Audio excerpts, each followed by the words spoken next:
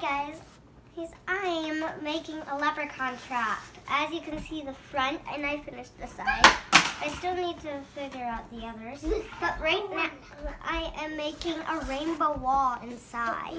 Hide so the leprechaun will definitely want to come in. If you guys want to try this, you can definitely copy me. But I'm trying to figure out how I would put a light in here. If I flipped it like this, it would be super duper dark. You can peer under here and it would be dark. See how dark that is? So I'm trying to figure out what a light solution would be while I'm painting. If you guys feel free to try this at home, guys. Oh, and I added a miniature rainbow and door. So that the leprechaun will come in. And I added a mirror outside for him.